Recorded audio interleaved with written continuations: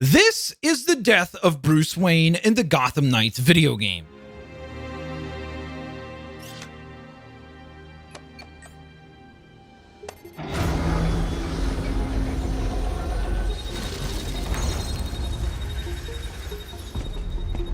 You'll be dead before they get here.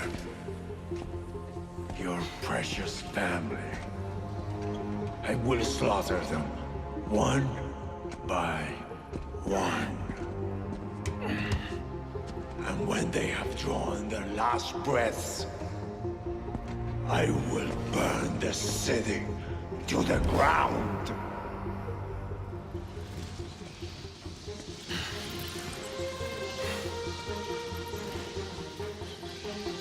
You won't get a chance.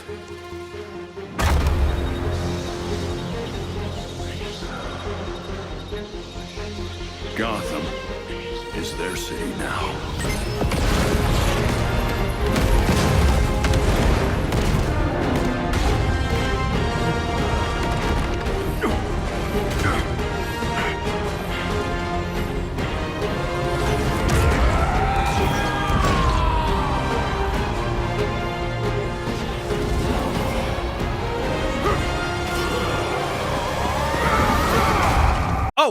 Spoiler alert, this is once again the death of Bruce Wayne in the Gotham Knights video game.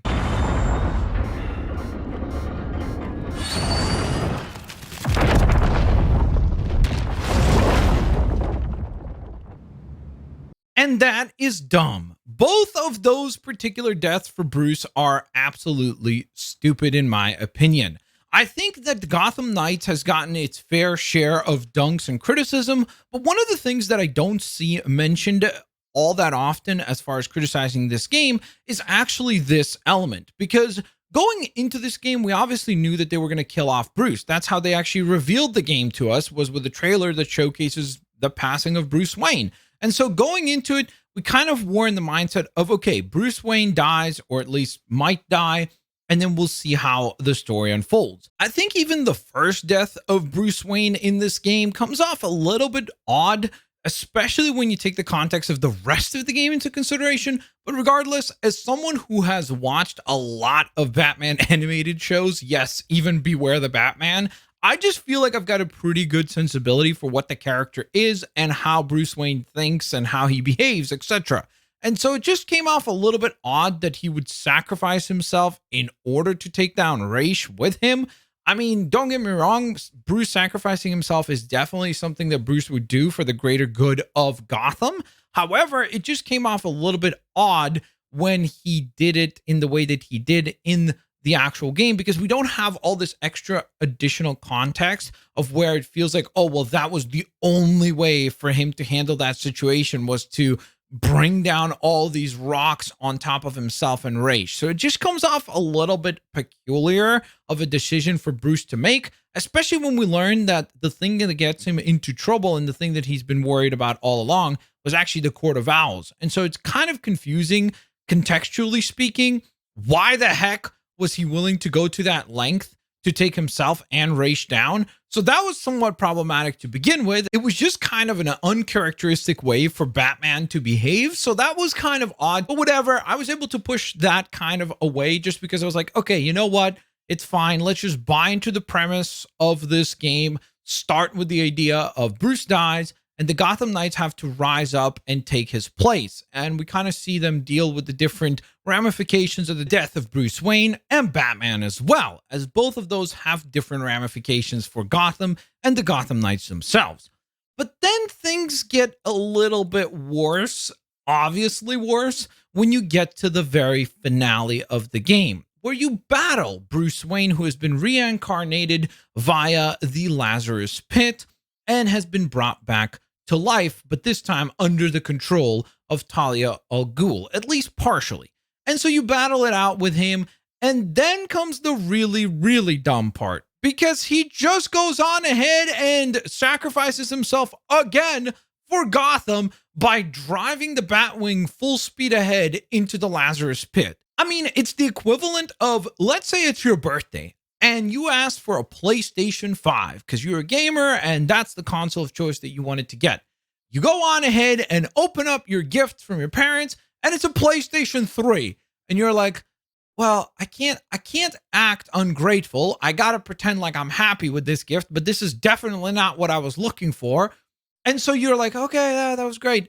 And then your rich uncle comes to your birthday party as well. And he goes on ahead and gives you a present. Oh, you open it on up, and it's a PlayStation 3 again. It's just very, very difficult to go on ahead and be excited or even find the story beat interesting when you've already done the exact same thing of Bruce sacrificing himself at the very start of the game, and then you have him sacrificing himself at the very end of the game, and you're trying to go on ahead and milk the death of Bruce 2 times over on both bookends of the game.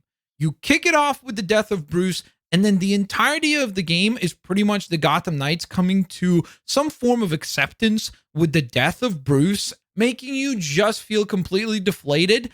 And the ending is paramount. You need to go on ahead and make sure that the ending of your story is strong, because if it isn't, it's just going to come off very, very dull, because that's the last thing that you're leaving your audience with when they are done the campaign. It just really bothered me that they did the exact same story beat again. And I really think that this is the weakest part of the story, is the way that they present and utilize Bruce Wayne, because he really just feels like something that they utilize to go on ahead and pull on our heartstrings, because there are so many Batman fans and so many Bruce Wayne fans that they're just like, oh, here's an easy character that we could just go on ahead and murk real quick because, hey, we need some free emotional resonance. This did get me though thinking, what would I have done to tell the story a little bit differently? Because I think it's easy to dunk on things without ever offering a solution. So one of the things that I think would have been kind of cool is if they left that decision of destroying the Lazarus Pit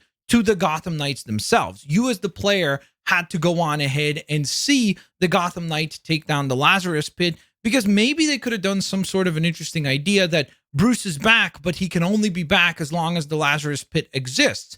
And then during the boss fight with Bruce and Talia, you have to go on ahead and see whichever Gotham Knight you're playing as take that moment to destroy the Lazarus Pit. And in that moment, you kind of have that levity and you have the relief of finally the Gotham Knights have accepted the passing of Bruce Wayne, because the one chance that they had to bring him back, even though it isn't him, because it's him under the influence of the Lazarus Pit, would be really cool to kind of have a closure moment from the Gotham Knights having to destroy the Lazarus Pit, so that then you feel like, okay, they have moved past the idea of that first stage of grief, losing their mentor, their friend, and honestly, their family. Again, you could probably tell that story in a more compelling way, but let me know what you guys think down in the comment section below. Was the death of Bruce Wayne mishandled in the Gotham Knights video game? I think that's the weakest element of the story. I think that the stuff that happens between is actually quite fun.